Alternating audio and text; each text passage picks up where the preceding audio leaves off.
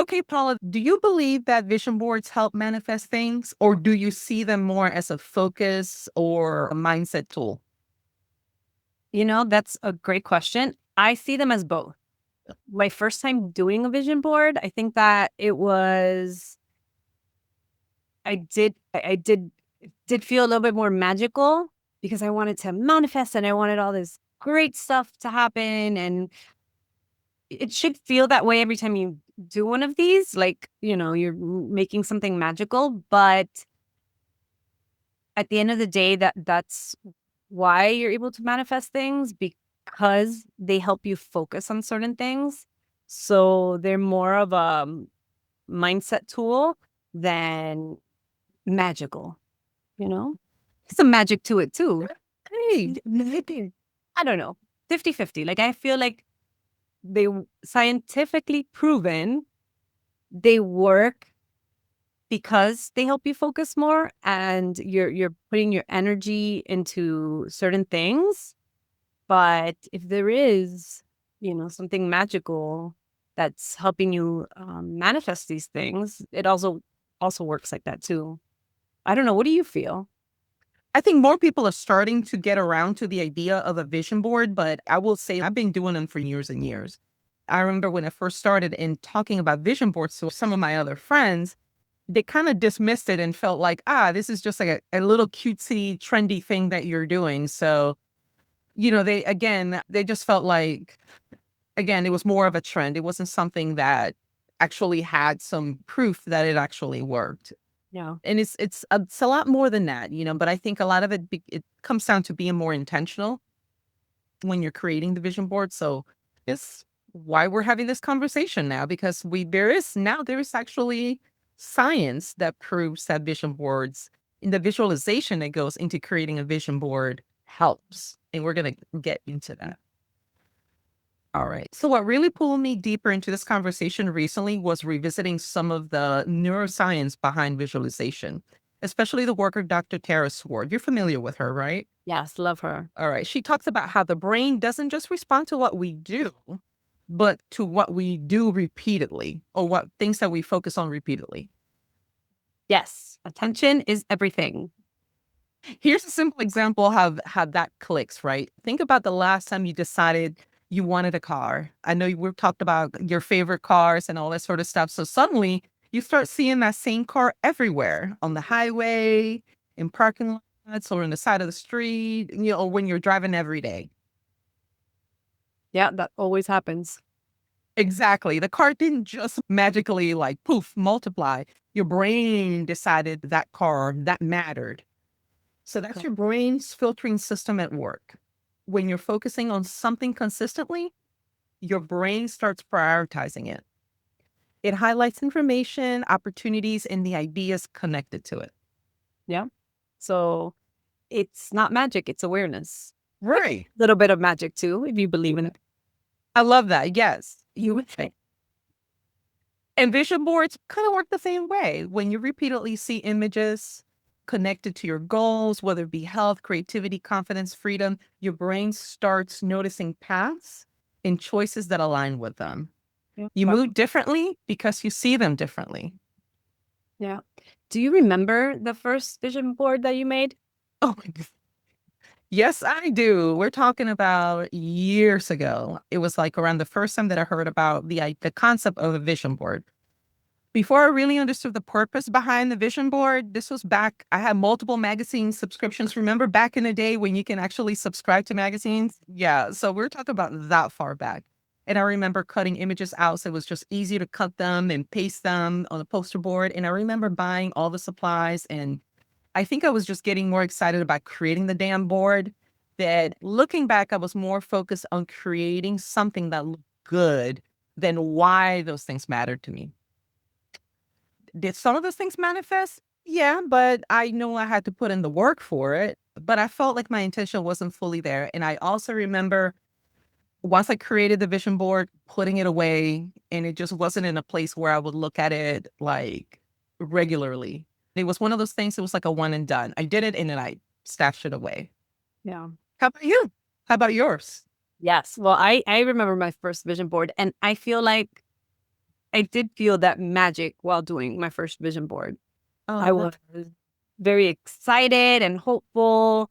And it was back when I had 3,000,000 magazines that I had to throw away. And I let out all these pictures and, I did all these things and it did feel like magic making it. And yes, some of the things came true. Some of them didn't. And the more you do them, the more like, I've learned what things work and what doesn't work when creating a vision board. But it's like you said, it's very important to have them somewhere you see them and and I feel like the most important part is to continue with that whole feeling. That's yeah. why you have to put it somewhere you can see it. So you could continue with that hopeful, excited feeling every time you see the vision board. You're like, yes, this is gonna happen. We're gonna do this. But I didn't notice that I had to change the way that boards and where to put them and not hide them so much. Yeah. Even though, you know, sometimes you don't want other people to see. Right. And we're going to talk about that too, about sharing your vision with others. So we'll definitely going to talk about that a little later. But yeah, that really resonates because I think a lot of us start there. We loving the dream, right? And loving the visuals, but not always knowing how to bridge that gap. Yeah, exactly. That's where vision boards really begin to work differently for me. Once I started pairing the vision with the goal setting, um, with the small realistic steps, it stopped being something inspirational on the wall and started becoming something I could actively work towards. That shift made a real difference. That's awesome. One thing we want to be clear about is that vision boards work best when they're paired with some kind of grounded goal setting. Like Yeah. that's what I've learned now. Yes. You don't need a 12-month master plan. Even choosing a few themes or a word for the year is enough.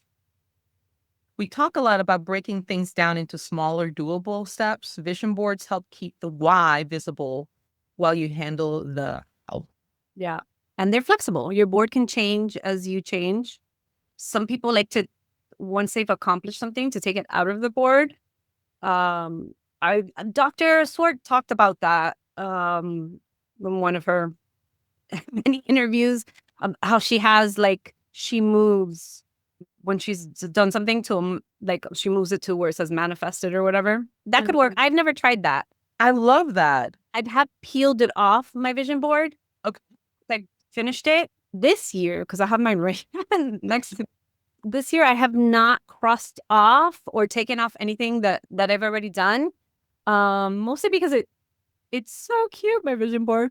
No, you see, that's my one where But every sorry. time I see it and then I'm like, oh, this happens already, it makes Yeah. me happy too. So, I Oh, mean, I love that. yeah, you could put it somewhere where you can move it or maybe highlight. You know what? Maybe we could highlight it for this year. Every time something happens, we could just highlight. Oh, it's a great idea. I kind of love that. Okay, so Yeah. you know what? But see, that kind of goes with the whole thing of like you can make this your own. There's no cookie cutter way of creating a vision board. Like I love the highlighting piece of it. Or even now, as I'm thinking about my current vision board, I'm pointing that way because my vision board's right there. I'm staring at it. But right over there. I didn't do anything. I didn't mark anything, but maybe what I could do is take a moment as I'm getting ready to create my next vision board is maybe look at my current board and maybe I can highlight or I can put, if I know the date that thing happened, maybe I can put Oh, a the little date. note, a date. I like that. I like the date, like I like the highlighting. date. Yeah, I've never. Oh, that's a good one because And I'm I've like, done the. I think last year every time I would peel it off, but this year I'm like I don't want to take it off. It's so cute, but that's a good idea. Let's highlight and let's write a little date on it. Dr. Swart talked about leaving spaces on your vision board, which I thought was a very clever thing because when I create my boards, I don't cram it with a lot of stuff. I don't fill up the board. Some people fill up their entire board. I leave my board with gaps of space. But do you leave space on your vision board or do you try to fill up the whole board? What do you do? My first vision board was completely full that you couldn't do anything. Yeah. But as time, as you make these and you see how they work for you, you change them. Now I do have gaps and I have them structured. So I have, I have one thing that says health and finances and work and things like that. So I have them kind of structured in a way that Like groups, like you have little them all. groups. Yeah, and little groups. And I have like a little title on top of Yeah. all of them. And I do leave gaps because when we've talked about goal setting so much here, and when you're going through your goals, that you have to adjust them in different ways, or maybe you've accomplished what you set on your vision board, and you want to go a different direction now, so you have to give a little space to put your next little picture on there or note or whatever. So it's good to leave a space because maybe your goal will change in a different way, or you started going one direction and you wanted to go the other direction and you go and you have to put another picture in there or a little note. So it's good to leave some space For those like wonderful little surprises that pop up. Yeah. Life is, you never No matter how much we try to plan. I mean, you plan, and it's always going to go shit. Yeah. Awesome. Okay. So let's make this very approachable, especially if you've never done this before. You don't need to be creative or crafty. I feel like as you start doing this, you do become creative because you're kind of like, at least for me, you get into this zone of like, and you do become creative as you do it, as you go. But you don't have to come with that mindset, oh, I'm not creative, I'm not crafty, I'm not artistic, whatever. It has nothing to do with that. True. You don't need to be creative. Exactly what you just said. So you don't need any fancy supplies either. No. It can be a physical board, a poster, a notebook page, printed images, handwritten words, stickers, honestly, whatever works. Yeah. And digital boards are just as effective. Canva, Pinterest, Google Slides, phone wallpapers, desktop wallpapers. Yes. The key is to choose something you'll actually look at. True.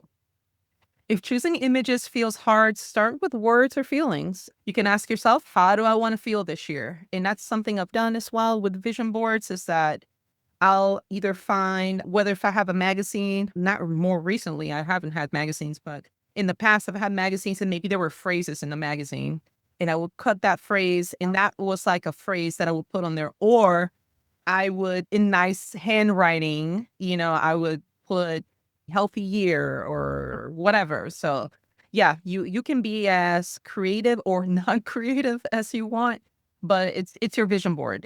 You go for it. And I want to pause here for a second because this part really matters. If images feel hard for you, you're not doing anything wrong. Yeah. A lot of people freeze right there, but if you can't find an image that resonates with your feelings, then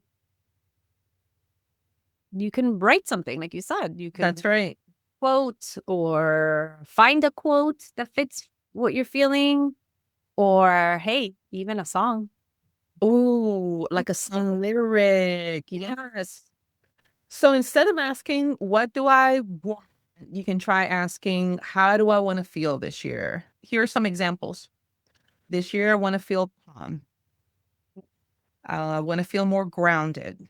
I want to feel strong. I want to feel supported. I want to feel loved. I want to feel free. And you can just start there. Like what's a thing you aspire? Like if you know what hasn't worked for you this year, maybe you're feeling overworked, stressed. Maybe you want to feel more calm and grounded into the new year. So that's just an example of what you can do. Yeah, because feelings are often more accessible than outcomes. Exactly. And once you name that feeling, the visuals don't have to be literal either. Like calm could be a color. Like for me, calm, I think of blue, right? And you as someone that teaches art, you know how colors, when you teach children about colors or using colors, there's a feeling that can come with the colors, right? So strength can be a word. Freedom might be an open space or a single photo that connects with you. Yeah. Your brain responds to emotion just as much as images, even more than images. Yeah, Your feelings are really important. absolutely. So if your board ends up looking like it's mostly words because you can't put those visuals together, or maybe colors, or even just three feelings written on the page, that still works. Definitely. The goal isn't to impress anyone. It's to give your brain something to orient toward. Yeah. Something to come back to when things are feeling cluttered or noisy that you could just look at and get your focus back on track. And honestly, sometimes the best boards are the simplest ones because they're honest and true to who you are. So now we're going to talk about activating your board. So a vision board isn't something you make and forget. That's Right.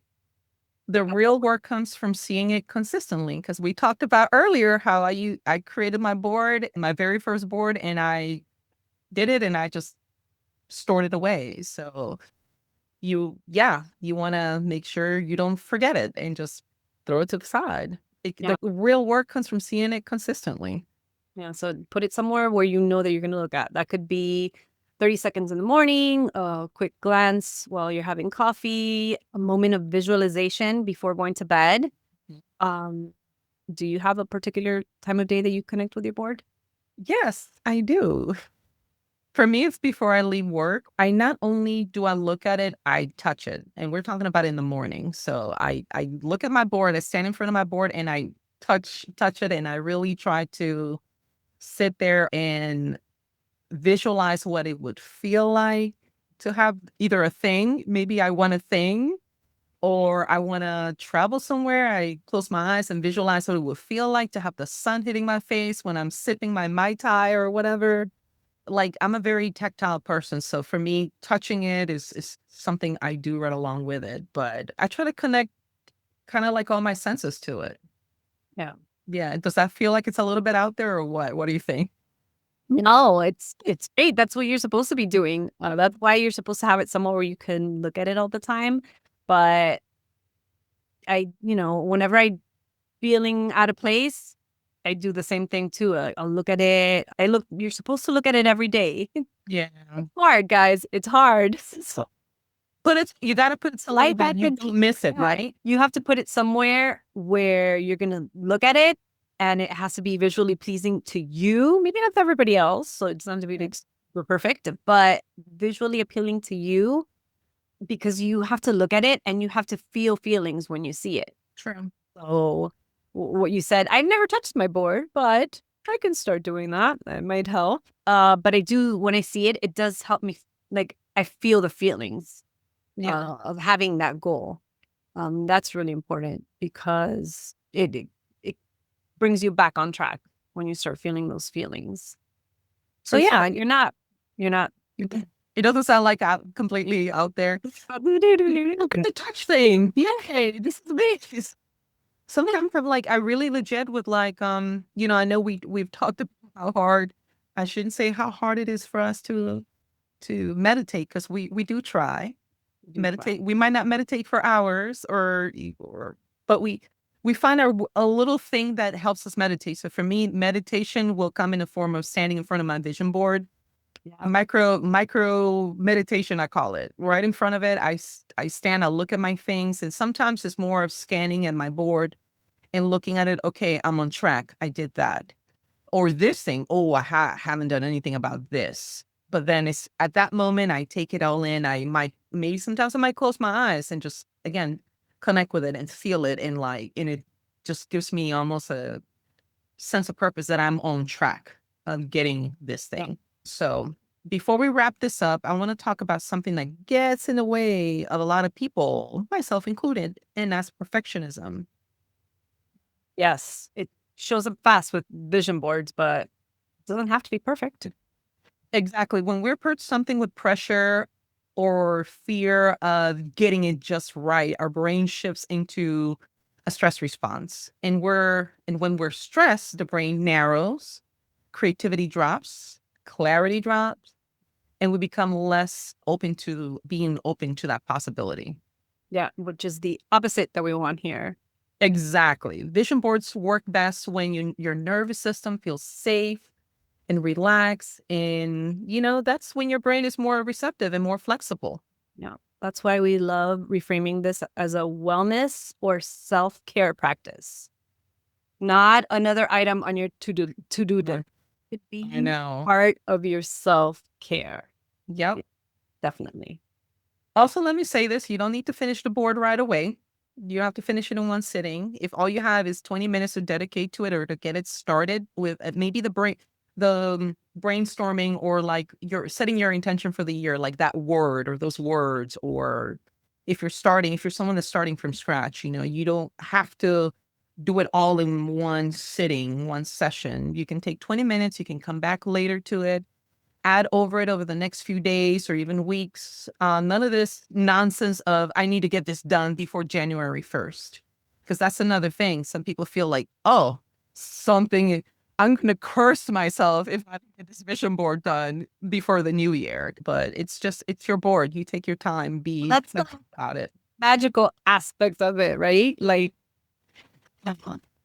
now, if you're superstitious, I'm a little bit superstitious. Like, I feel like Okay, I so do you, 30, I'm going to ask, do but you have to get yours done before the 31st? I would like to. Before, Yeah. sometimes it doesn't work that way. Yeah. I'm not gonna. I'm probably not gonna have access to it on the 31st. So I might do it before, or I might do it. Sure. But I know that there's certain things on the current vision board that I'm gonna transfer over. And there's things that I'm gonna add. Yeah. So I'm probably gonna prep it. You and I we're big on like prepping stuff. We are. So I'm probably gonna have it all prepped, and then I'm I'm probably gonna. I used to.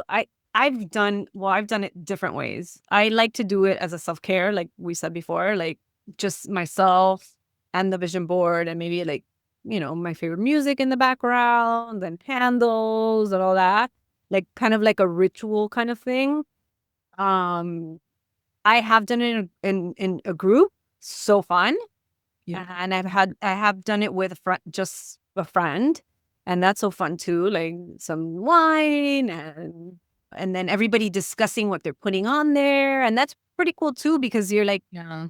everybody's talking about what they want and giving it intention, and that's what you're supposed to do when you're doing a vision board. So it's fun either way. Some people are more private and they want to do it themselves. I feel like a lot of things that I'm working towards, I don't want to share with a lot of people. True. Yeah. So, And not everything. yeah.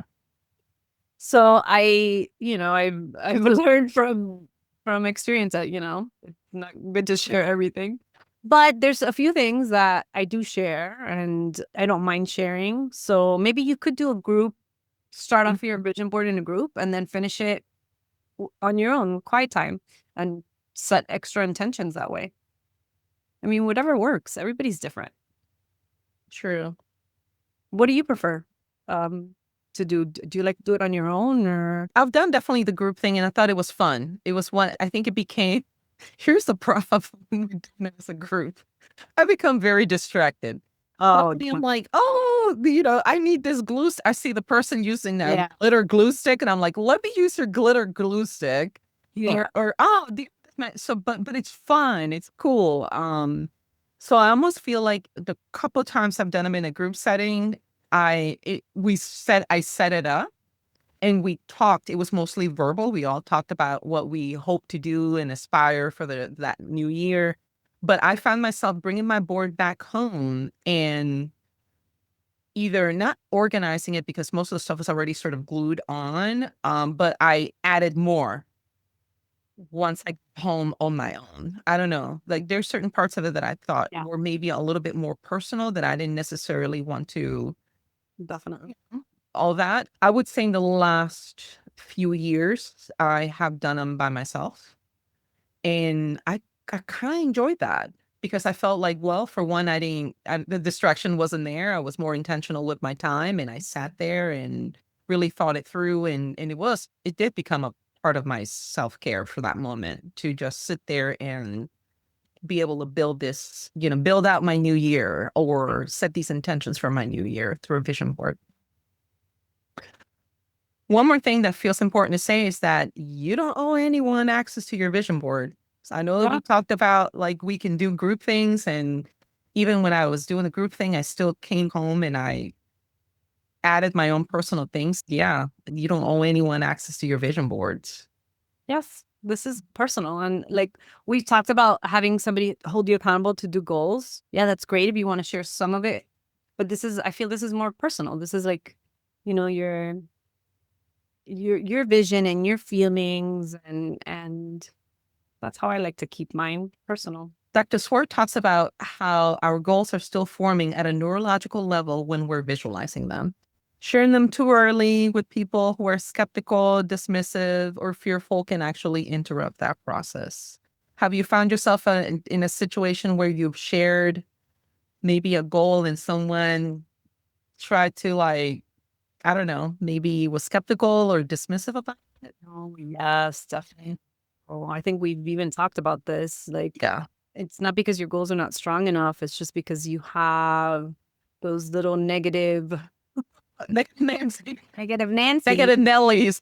negative Karens coming in and shutting you down. And it could be people that you actually trust, but they don't believe in what you believe and what you feel.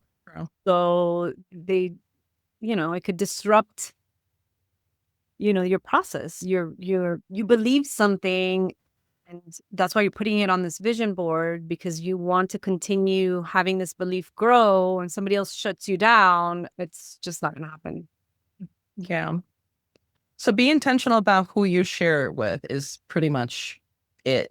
Choose the people who support your growth or keep it just to yourself. And like you said, and I know we've mentioned this in previous conversations about dealing with negative people. Maybe we'll revisit that again in the coming year, just as a reminder, because this sort of goes through that, like choosing people who support your growth, right?